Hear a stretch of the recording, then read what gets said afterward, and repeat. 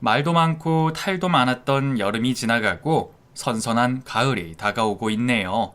좋은 날씨만큼이나 좋은 일들이 많으시길 소망합니다. 인사가 길었네요. 저는 30대 초반의 여자입니다. 지금은 안정적이고 여유 있는 삶을 살고 있는데요. 사실 이런 아늑한 인생을 살기까지 탈도 많고 눈물도 많이 흘린 날이 셀 수가 없답니다. 그중 제 인생에서 지우고 싶은 사람들의 이야기를 오늘 여러분께 들려드릴까 해요. 제발 같이 욕 좀 해주시고 저의 마음을 헤아려 주시고 보듬어 주시길 부탁드립니다. 저는 가난의 기준이 뭔지 모르겠지만 남들이 저희 가족을 보고 가난하다, 불쌍하다, 안쓰럽게 산다 등등의 이야기를 들으며 자랐습니다. 남들처럼 좋은 것 입고 먹지 못하긴 했지만 그런 것들을 누리지 못한다 해서 가난하다는 생각이 들지 않았어요. 누구의 말처럼 마음이 부자이고 몸 건강하고 가족들과 웃을 수 있는 일이 많았으니 크게 사는데 불편하다거나 부끄럽다는 마음을 가져본 적이 없답니다. 저희 가족은 한 상가의 옥탑방에 월세로 쭉 살아왔어요. 부모님은 트럭을 타고 다니며 아파트 단지 같은 곳에서 채소 장사를 하셨습니다. 두 분은 새벽같이 도매시장에 나가서 물건을 사들여 밤 늦게까지 장사를 하시다 집에 들어오셨죠. 혼자 있는 시간이 길었던 저는 공부를 하며 부모님을 기다렸답니다. 다른 친구들은 공부를 억지로 한다지만 저 같은 경우에는 딱히 취미도 없고 공부가 재밌어서 늘 교과서와 문제집을 펴고 책상에 앉아 있었어요. 수능 시험을 잘 치르게 되어 명문대 법학과에 입학을 하게 되어 부모님의 자랑이 되었답니다. 저는 로스쿨을 목표로 공부라는 한 우물만을 계속 팠고 대학교 졸업과 동시에 로스쿨에 들어가게 되었죠. 3년이 넘는 과정이어서 20대 후반까지는 부모님께 손을 벌려야 했어요. 물론 제 힘으로 알바를 하면서 공부를 할 수도 있었지만 부모님은 다른 생각하지 말고 공부만 하라며 조언했습니다. 자신들처럼 가난하고 없이 살지 말고 변호사가 되어 떵떵거리며 살기를 바란다면서 말이죠. 그래서 공부를 아주 열심히 하면서 로스쿨 과정을 하나씩 밟고 올라가는데 계획하지 않던 일이 생겼습니다. 바로 남자였죠. 저는 변호사가 되기 전까지는 남자친구 따위는 사귀지 않기로 다짐했는데 스터디 모임에서 만난 한 남자와 사랑에 빠지고 말았어요. 그 사랑이라는 건 제 마음대로 통제가 되지 않더군요. 그는 저와 같은 대학의 의대를 졸업하고 대학병원에서 인턴으로 일하고 있었답니다. 저희는 미래를 함께 계획해 사자 부부가 되기로 했고 사랑을 키워나갔어요. 남자친구는 저희 집과는 달리 부유한 집안의 아들이었습니다. 그래서인지 자꾸 결혼을 서두르려고 했어요. 세경아, 우리 빨리 결혼하자. 나 레지던트 올라가기 전에 자기랑 결혼부터 하고 싶다고. 계속 바빠지면 서로 보는 시간이 줄어들고 마음에서 멀어질까봐 걱정돼. 그러니까 하루빨리 결혼했으면 좋겠어. 나는 아직 학생인데 벌어놓은 돈도 없고 집이 잘 사는 것도 아니라 결혼 자금 같은 게 아예 없어. 내 생각엔 우리 둘 다 사회생활을 하고 여유를 만들고 결혼했으면 좋겠는데. 무슨 말인지 나도 알지. 그런데 앞으로 2년은 너도 공부하느라 바쁘고 나도 병원에서 일해야 해서 만날 시간이 거의 없잖아. 몸에서 멀어지면 마음에서도 멀어진다는 말처럼 될까봐 걱정된다니까. 난 세경이 네가 운명의 여자라고 확신해. 그러니까 나만 믿고 결혼하면 안 될까? 우리 집이 조금 더 여유가 있으니까 결혼 자금 같은 건 신경 쓰지 말고. 진우야, 아무리 우리끼리 좋다 그래도 어른들이 허락을 하실까? 특히 너희 부모님이 아무것도 가진 게 없는 날 받아주실까? 그건 걱정하지 마. 내 눈에 사랑스러운 네가 우리 부모님 눈에는 달리 보이겠어? 분명히 널 엄청 좋아하실 거야. 그래, 좋아. 나도 자기랑 결혼하고 싶은 마음은 오래전부터 가지고 있었으니까 더는 거절하지 않을게. 그렇게 저희는 결혼 약속을 하게 되었고 바로 부모님들께 인사를 가기로 했답니다. 먼저 저희 옥탑집에 진우를 데려갔는데 크게 놀라지는 않더라고요. 많이 실망했을 거라 생각했는데 오히려 좋아하더군요. 이야, 옥탑이 좋긴 좋다. 서울 시내가 한눈에 다 들어오네? 그리고 옥상에서 고기 구워 먹어도 맛있겠다. 우리 식구는 여기서 질리도록 고기를 먹었어. 나중에 언제든지 고기 구워줄 테니까 말만 해. 정말이지? 좋아. 오늘은 너희 부모님께 인사드리러 왔으니까 다음에 오면 옥상에서 삼겹살 구워 먹어보자. 생각만 해도 낭만 있을 것 같아. 진우는 워낙 감성적인 남자여서 저희 옥탑에 있는 화분들을 하나하나 세심히 보면서 감탄을 했고 옥상이라 바람이 더 많이 불어온다며 좋아했답니다. 제가 그런 면을 보고 진우에게 반한 거였죠. 이윽고 문을 열고 들어가 저희 부모님과 마주한 진우는 90도로 예의 바르게 인사를 드리며 자기소개를 했답니다. 장인어른, 장모님, 처음 뵙겠습니다. 대학병원 인턴 의사로 일하고 있는 김진우라고 합니다. 세경이랑 결혼하고 싶어서 이렇게 불쑥 찾아왔어요. 예쁘게 봐주십시오. 인사를 받은 아빠 엄마가 차례대로 반기는 말씀을 해주셨습니다. 아이고, 세경이 남자친구가 아주 씩씩하고 반듯하네. 그렇게 입에 침이 마르도록 자랑을 하더니 그럴만한 인물이었구만. 그러게 말이에요. 훤칠하고 잘생긴 데다 의사라고 하니 더 바랄 것도 없겠어요. 우리 집이 조금 누추하지만 어서 앉아요. 내가 다른 건 몰라도 요리는 잘하니까 맛있는 식사를 준비해 줄게요. 감사합니다, 장모님. 저 장모님 밥 얻어먹으려고 아침부터 굶고 왔습니다. 진우군이 너스레도 떨 줄 알고. 재밌네. 알았어요. 상다리가 부러지도록 밥 차려줄게요. 남자친구의 밝은 기운을 받은 부모님은 입가에 미소를 유지하며 음식을 준비했습니다. 그리고 잠시 후 육해공 고기가 모두 올려진 밥상을 보고 감탄한 진우가 반찬 하나하나를 먹으며 엄마한테 맛있다고 칭찬을 아끼지 않았답니다. 그러니 부모님은 진우가 더 마음에 들었는지 바로 결혼 이야기를 꺼내셨어요. 우리 딸하고 결혼하겠다고요? 그런데 너무 젊은 나이에 하는 게 아닐까? 우리 집 형편이 아직 딸 시집 보낼 상황이 아니어서 걱정이 되기도 하고 말이야. 장모님, 걱정하지 마세요. 저희 집이 조금 여유가 있으니까 신혼집이나 혼수를 마련할 수 있을 겁니다. 그리고 저희 둘이 살 만한 작은 집에서 시작할 계획이니까 부담 가지실 필요도 없어요. 진우군 부모님도 같은 생각이면 좋겠네요. 그렇다고 빈손으로 시집 보내진 않을 거니까 걱정 말아요. 결국 친정 부모님은 진우를 처음 만난 날 결혼을 허락해 주셨습니다. 이튿날 저녁에는 제가 진우의 집으로 인사를 드리러 갔답니다. 그런데 예비 시댁은 제가 생각했던 것보다 훨씬 더 부자였어요. 대문 앞에 섰는데 담벼락이 제 키의 2배 이상은 높아 보였고 주변 주택집들도 모두 부자들만 사는 곳 같았답니다. 남자친구가 초인종을 울리자 앞치마를 두른 가정부 이모님이 문을 열어주셨고 큰 동작으로 인사하며 잘 부탁드린다고 인사를 올렸습니다. 그런데 가정부는 달갑지 않은 표정으로 저를 대하더라고요. 약속한 시간보다 늦었네요. 부모님이 기다리고 계십니다. 얼른 들어오세요. 죄송합니다. 제가 준비를 오래 하는 바람에 조금 늦었네요. 내가 아가씨 때문에 퇴근도 못하고 연장 근무를 하게 됐어요. 아주 고맙게 생각합니다. 죄송합니다, 아주머니. 처음 본 가정부가 이렇게 무서우니 시댁 부모님들도 무서울 것 같은 느낌이 들었답니다.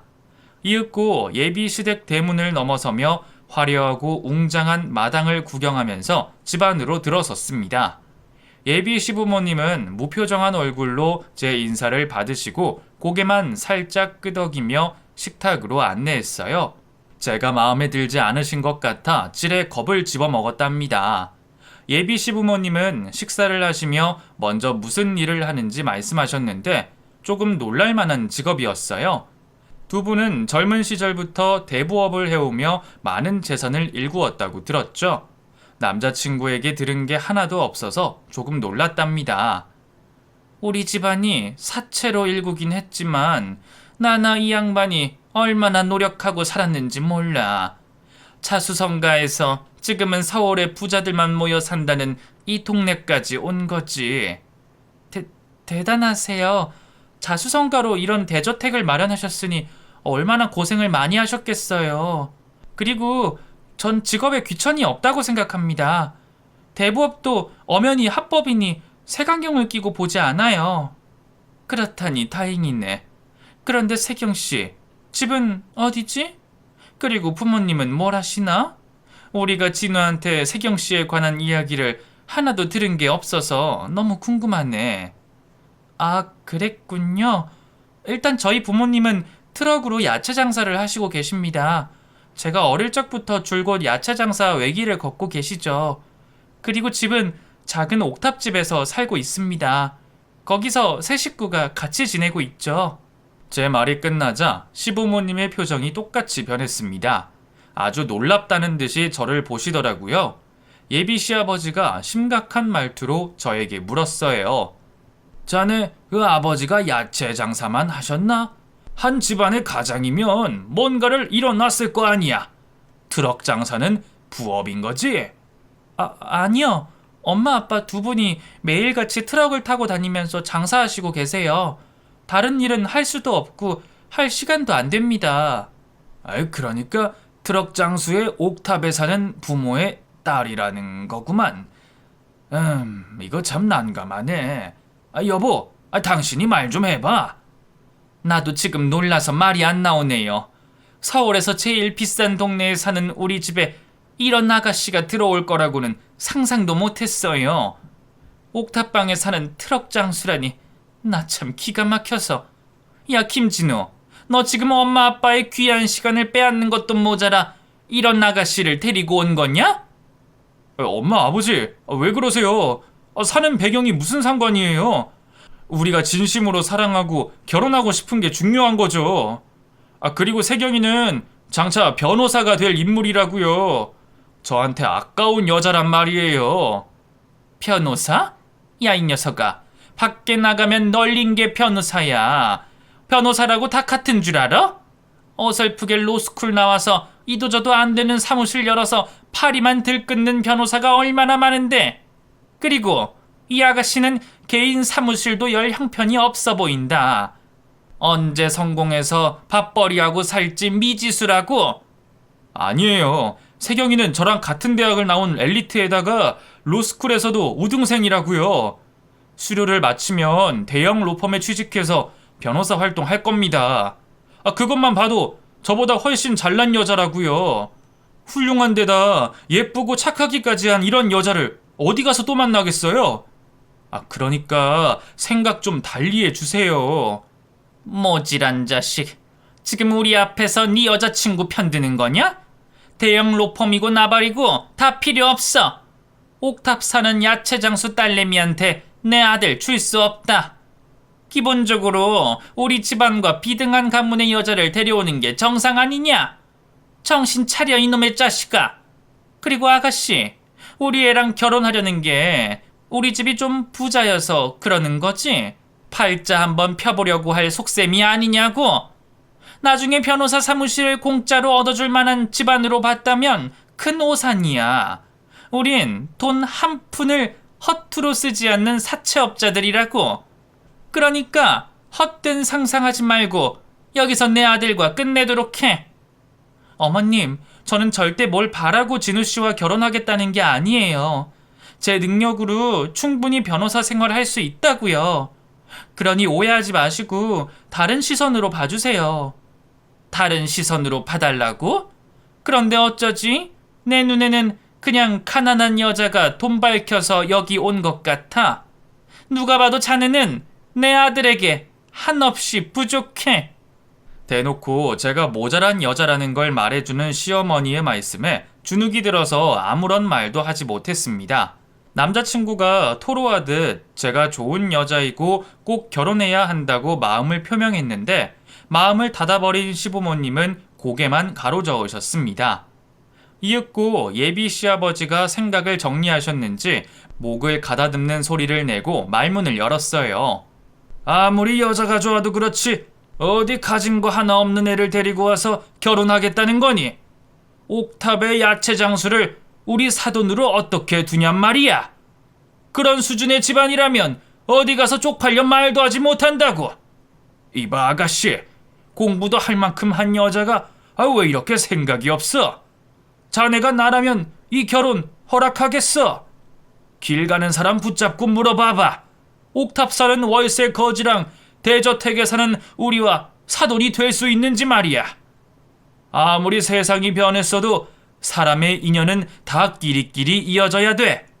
자네 같은 옥탑 사는 야채 장수 딸은 비슷하게 사는 과일 장수 아들을 만나든가 해야 정상이란 말이야. 어른이 하는 말은 다 맞는 거니까 알아들었으면 가서 주제에 맞는 남자를 찾게나. 저는 시아버지의 마지막 말에 눈물을 흘리고 말았습니다.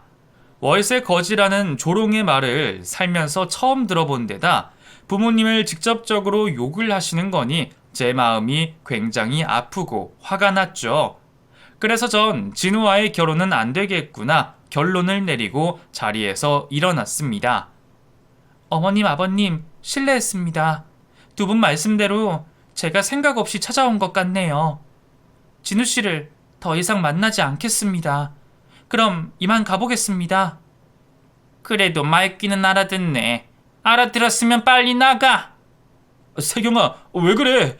가지 말고 끝까지 우리 마음을 전해서 설득해야지. 아니, 부모님 말씀이 맞아. 내가 주제넘게 여길 찾아온 거야. 그만 가볼 테니까 따라 나오지 마. 그렇게 예비시댁에서 나오자 진우는 시부모님이 호통을 치셔서 저를 따라 나오려다가 다시 자리에 앉았습니다. 저는 바로 다음 날 진우를 만나 이별을 통보하고 다시는 보지 말자고 했어요. 세경아, 왜 이래? 우리 부모님은 조금만 설득하면 될 거야. 자식 이기는 부모 없다고 하잖아. 아니, 너희 부모님이 우리 부모님을 무시하고 하대한 발언들 용서할 수 없어. 난 부모님이 자랑스럽고 한 번도 가난하다고 생각한 적도 없다고. 만약 이 결혼이 성사된다 해도 너희 부모님의 무시를 극복할 자신이 없어. 결혼은 우리 둘이 하는 게 아니야. 가족과 가족이 하는 거라고. 우리 부모님이 막말한 건 내가 대신 사과할게. 어제는 괜히 결혼 반대를 하려고 아무 말이나 막 하신 거야. 평소에는 절대 남을 무시하는 분들이 아니라고. 세경아, 제발 부탁이니까 나랑 함께 헤쳐나가자. 응? 안 돼. 이건 안 되는 결혼이야. 아무리 생각해도 우리 부모님을 욕하는 시부모님은 내가 용납하지 못할 것 같아. 그러자 진우는 바닥에 무릎을 꿇고 애원했습니다. 세경아, 난 너 없으면 안 돼. 내가 널 얼마나 사랑하는지 알잖아. 우리 부모님이 저렇게 나오시는 건 정말 미안하고 면목이 없지만 난 너랑 꼭 결혼해서 행복하게 살고 싶어. 우리가 결혼하면 부모님을 거의 보지 않고 살면 되잖아. 진우야, 이렇게까지 해야겠어? 응, 난 너 없으면 못 살아. 제발 나를 믿고 조금만 버텨줘. 저는 애원하는 진우의 말과 눈물을 보며 다시 마음을 돌리고 말았습니다. 머리로는 이별을 하려고 했는데 마음은 그게 쉽지 않더라고요. 좋아. 그럼 하는 데까지 해보자. 나도 진우 너랑 헤어지는 건 죽기보다 싫어. 그러니까 반드시 시부모님을 설득해서 그 잘난 결혼 해보자고. 그래서 진우를 믿고 끝까지 가보기로 했습니다. 예비 시부모님이 저를 반기지 않는 걸 알면서도 몇 번이고 찾아갔어요. 또 온 거냐? 넌 내 아들이 그렇게 좋니? 내가 알아듣게 말했으면 물러설 줄도 알아야지. 지난번에 다 알아듣고 헤어지겠다고 해놓고 다시 원위치가 된 거냐? 네, 어머님, 진우 씨를 너무 사랑해서 미칠 것만 같아요.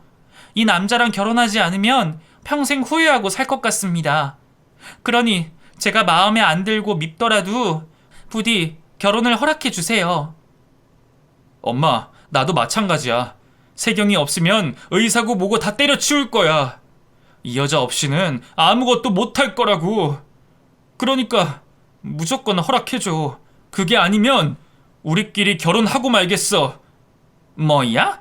이놈의 자식이 부모 앞에서 못하는 소리가 없어.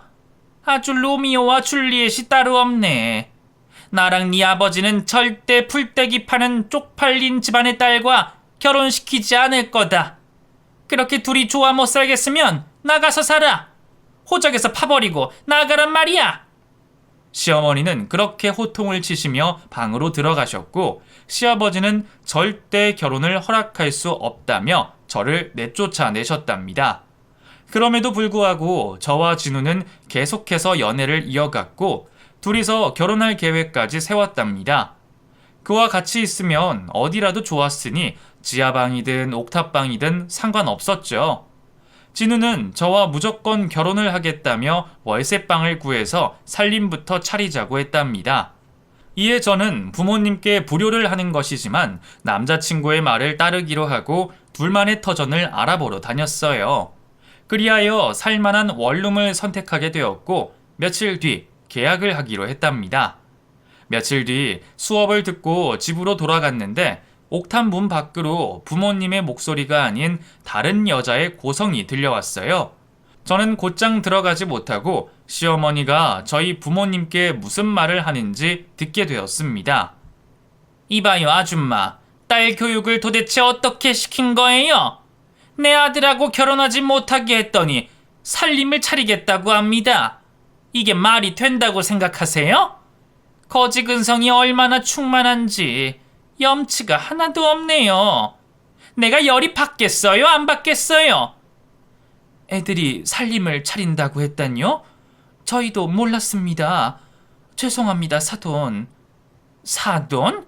누가 당신 사돈이야? 옥탑방에 사는 월세 거지 주제 어디서 그따위 막말을 해? 이제 보니까 당신 딸년이 누굴 닮았는지 알겠네.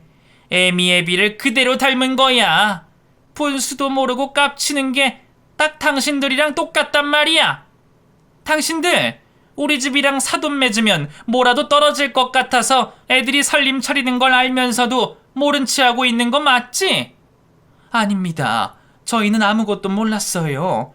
그리고 아이들이 서로 좋다 하니 그냥 결혼을 허락해주면 안 되겠습니까?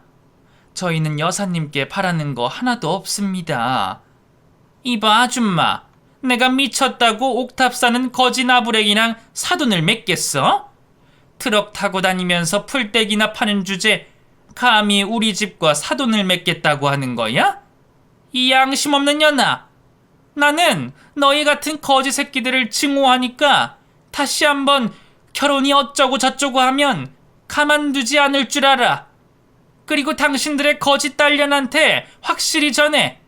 내 아들이랑 살림 차리는 날이 제삿날이라고 말이야.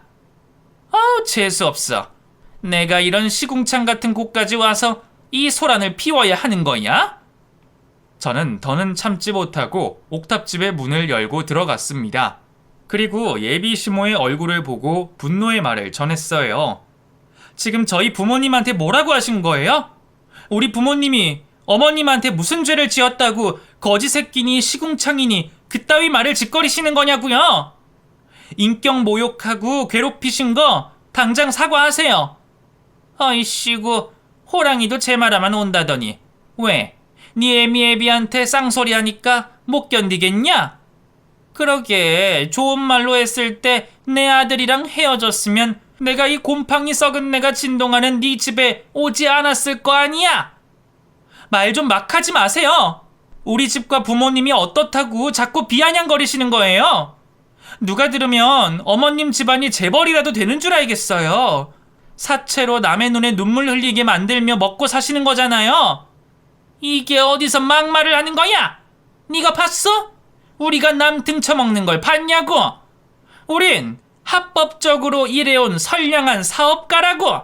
지금 하시고 계신 행동을 보니까 그렇게 보이진 않는데요. 여하튼 어머님 아들하고 헤어질 테니까 당장 부모님께 사과하고 나가세요. 너 그거 정말이냐? 내 아들하고 헤어지겠다고? 당연하죠.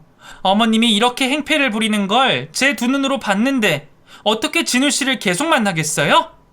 어머님 같은 분을 시어머니로 모시고 사느니 헤어지고 말겠어요. 나야말로 너 같은 년을 며느리로 들이느니 내 아들을 총각 귀신으로 만들고 말겠어.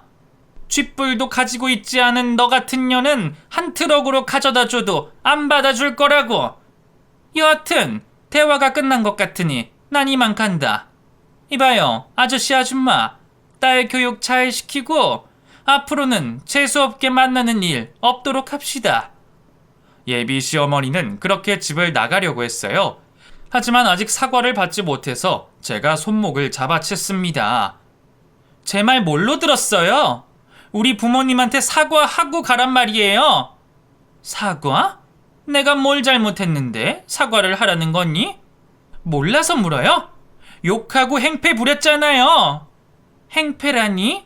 그건 네 부모가 말귀를 못 알아들어서 언성을 높인 것뿐이야. 욕도 마찬가지고. 당장 사과해! 화를 주체하지 못한 저는 예비 시어머니한테 반말로 명령하고 말았습니다. 그러자 시어머니는 혀를 차며 제 따귀를 날렸어요. 이게 제대로 돌았구나. 감히 너 따위년이 나한테 반말을 해? 이래서 없는 것들하고는 상종을 안 하는 거야. 거지 같은 년아!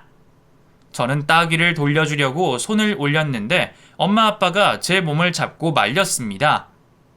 세경아, 하지마. 똑같은 사람 되면 안 돼. 놀고들 있네. 하여튼 이제부터 얼굴 보는 일 없어야 한다. 그렇게 예비 시모가 나가버리자 저는 눈물을 터뜨리고 말았습니다. 엄마 아빠, 왜 말렸어? 그리고 왜 저런 여자한테 당하고만 있던 거야? 미안하다. 우리가 가난해서 세경이 네가 결혼도 마음대로 못하는 상황인데 뭐라 할 수 있겠니? 부모님은 자신들의 가난이라는 잘못 때문에 일이 이렇게 되었다며 되려 저에게 사과를 했답니다. 엄마 아빠가 그런 수모를 겪게 되니 예비 시부모는 물론 진우에게도 오만정이 떨어졌어요. 저는 바로 이별을 통보하고 2번 다시는 찾아오지 말라고 소리를 질렀습니다. 그러자 남자친구는 시부모님과 연을 끊겠다며 자신을 받아달라고 하더군요. 야, 김진우, 너 때문에 우리 가족이 얼마나 더한 수모를 겪어야 만족하겠니? 난 네 부모라면 치가 떨리게 싫어. 이젠 원수와 다름없단 말이야. 너도 마찬가지고. 그러니 당장 내 눈앞에서 사라져. 다시 내 앞에 나타나면 스토커로 신고해버리겠어. 세경아, 제발 이러지 마. 우리 사랑이 이렇게 끝낼 만큼 얕지 않잖아. 우리 계획대로 살림부터 차리자. 응? 싫다고 몇 번을 말해. 너 같은 인간이랑 결혼하느니 혼자 늙어 죽을 때까지 살고 말겠어. 빨리 꺼지지 못해? 저는 애원하는 남자친구를 뒤로하고 집 안으로 들어갔습니다. 다음날 전화번호도 바꾸고 다니던 길을 바꿔서 우연히 마주치지 않도록 주의했답니다. 그렇게 2달 동안 공부에만 매진하며 다른 건 생각도 하지 않고 지냈어요. 그런데 원수가 된 시어머니가 다시 저희 집으로 찾아와 난장판을 만들었습니다. 저녁에 집으로 돌아갔더니 지난번보다 더 심하게 행패를 부렸더라고요. 이게 무슨 짓이에요? 이봐요, 아줌마. 당신 말대로 당신 아들과 헤어졌는데 무슨 이유로 이런 짓거리를 하는 거예요?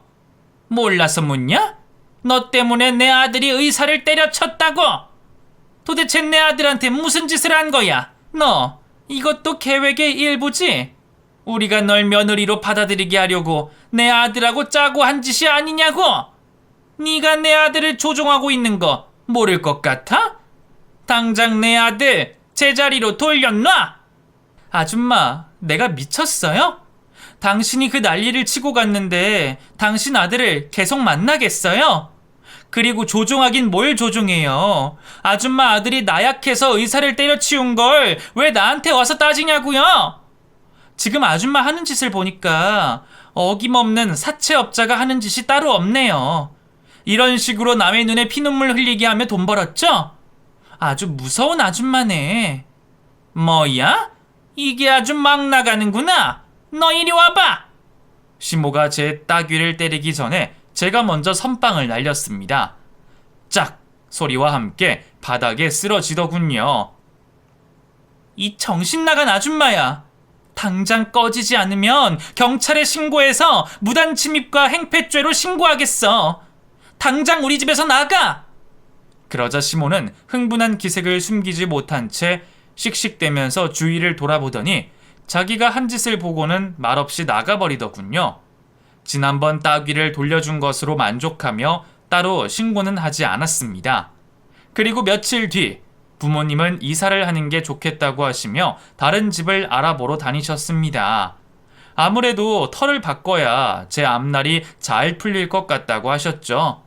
그래서 다른 동네에 있는 빌라로 전세로 이사하게 되었고 새로운 시작을 하게 되었답니다. 저는 하던 공부를 계속 이어가서 2년 뒤 로스쿨에서 우수한 성적으로 수료를 마치게 되었죠. 제 학력과 스펙이 좋은 편에 속해서 이름 있는 로펌의 변호사로 들어가게 되었답니다. 1년 동안 여러 의뢰인을 만나 매주 법정에 들어가 재판을 받게 되었고 거의 모든 소송에 승소를 하며 제 커리어를 쌓았습니다. 이대로라면 수년 안에 부모님과 함께 살 주택을 마련할 수 있을 것 같더라고요. 그러던 어느 날 기운 없이 들어온 의뢰인이 당장 소송할 돈이 없는데 변호사 선임이 가능하냐고 묻더군요.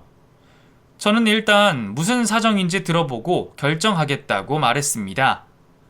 제가 작년에 사채를 조금 쓰게 됐는데 문제가 심각해요. 제가 사업이 망해서 원금은커녕 이자도 제대로 갚지 못하니까 글쎄 사업자들이 이자를 원금만큼 줘야 한다고 하더라고요. 말로만 그런 거라면 무시하고 넘어갔을 텐데 집까지 찾아와서 난동을 부렸어요. 그래서 어쩔 수 없이 장인어른한테 손을 빌려서 돈을 갚았습니다. 그런데 생각할수록 너무 억울해서 그냥 넘어갈 수가 없겠더라고요. 그럼 불법 채권 추심을 했다는 거군요. 이자 제한법을 위반한 데다 협박을 받으셨으니 충분히 소송이 가능합니다. 정말요? 그런데 제가 가진 돈이 없어서 변호사 선임비를 바로 드리지 못해요. 대신 피해 보상 받으면 소송비를 드리겠습니다. 저는 그렇게 하겠다고 답하고 해당 대부업체에 대한 서류를 읽기 시작했습니다. 그렇게 낯이 익은 이름이 거기에 적혀 있더군요. 3년 전 저희 부모님한테 수모를 겪게 한 시부모 이름이 버젓이 쓰여 있었답니다. 그제야 지금 저를 찾아오신 의뢰인이 하늘이 보내준 은인이라는 걸 깨달았어요. 복수할 기회를 내려준 게 분명해 보였답니다. 저는 자료를 취합해서 고소장을 날리기 전에 의뢰인에게 더 큰 그림을 그려보는 게 어떻겠냐고 물었어요. 의뢰인님처럼 피해당한 사례가 많을 것으로 예상이 돼서 그런데 제가 피해자분들을 더 찾아서 고발 고소를 동시에 진행하는 게 어떨까 싶어요. 이왕이면 제대로 복수해주는 게 좋지 않겠습니까? 그거 아주 좋은 생각이네요.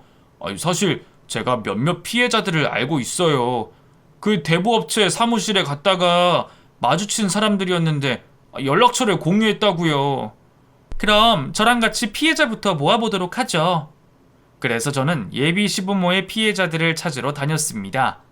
5명만 모여도 승소할 확률이 커지는 데다 형사처벌과 건덕지가 생기기 때문에 백방으로 뛰어다녔답니다. 며칠 뒤 의뢰인과 함께 피해자들을 8명이나 모았고 고소장을 제출하게 되었어요. 정확히 2주 뒤 법정에 서게 되었는데 저와 의뢰인들 그리고 예비 시부모와 변호사가 한자리에 모였답니다. 저는 판사님 앞에 나와서 피해자들의 피해 증거를 제출하고 여러 말을 하며 정신적 보상금을 제대로 줘야 한다고 의견을 펼쳤습니다. 그러자 시부모님은 제 목소리를 듣고 저인 걸 알아챘는지 오랫동안 뚫어져라 보더군요. 이윽고 저의 존재를 깨달은 시부모는 제 재킷에 달린 배지를 보더니 온갖 인상을 찌푸리며 하고 싶은 욕을 참는 모양이었습니다. 그도 그럴 만한 게 3년 전에는 이런 상황을 예상도 못했을 테니까요. 재판은 조금 길게 진행되었지만 판사님이 저희 측 손을 들어주어서 피해 보상은 물론이고 합의금까지 선고하셨답니다.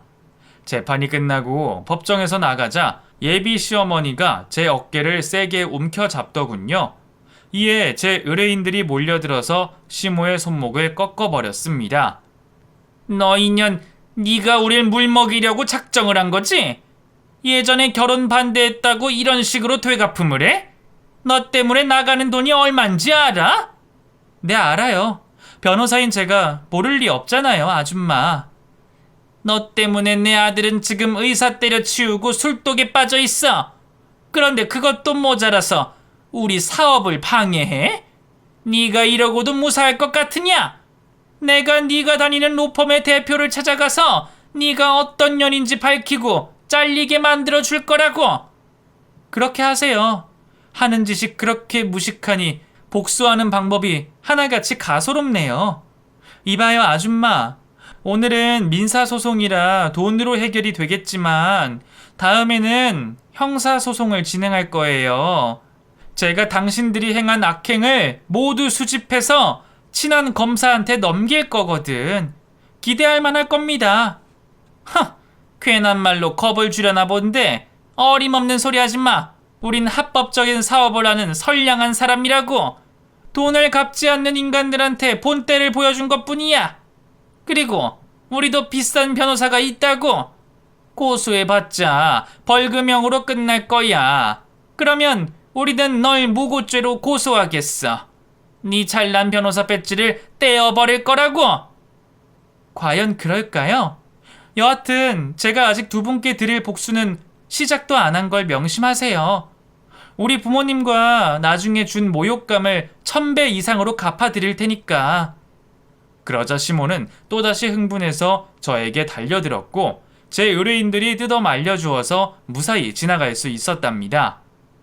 며칠 동안 예비 시부모의 악행을 수집해서 강력사건을 담당하는 검사를 찾아갔답니다. 제가 준 자료들을 확인하더니 바로 영장을 발부해서 사업장을 압수수색을 하겠다고 하더군요. 저는 고맙다는 말을 전하고 제대로 처벌을 내려달라고 부탁하고 한 발 물러났습니다.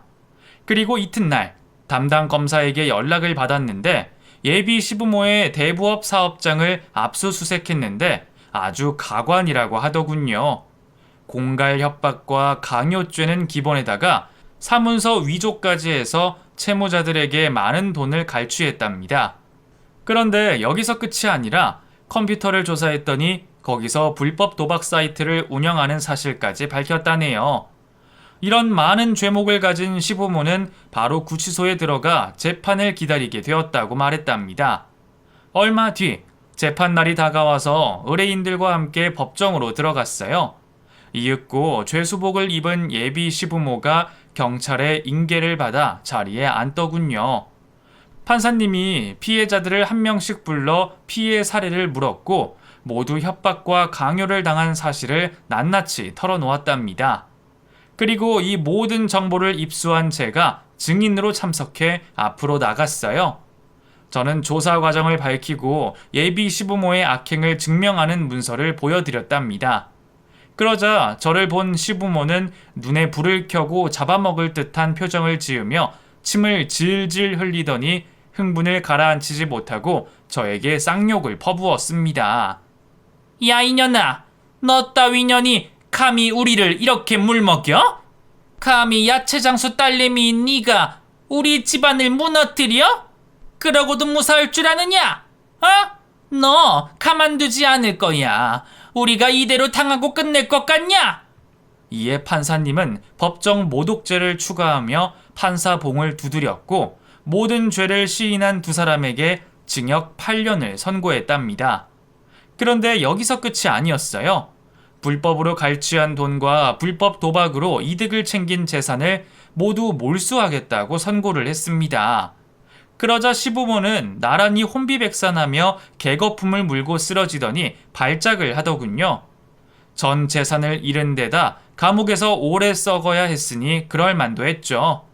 이 모든 일을 계획하고 실행한 제가 대견스러운 순간이었네요.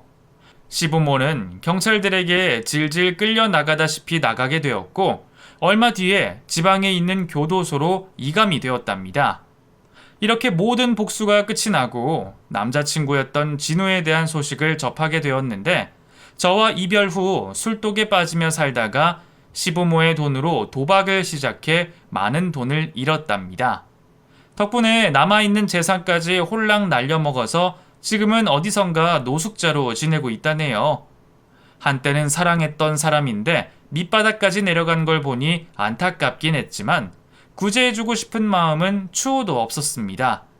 자기 부모가 지은 죄를 이어서 받은 거라 생각하고 끝까지 악연으로 남기로 결심했죠.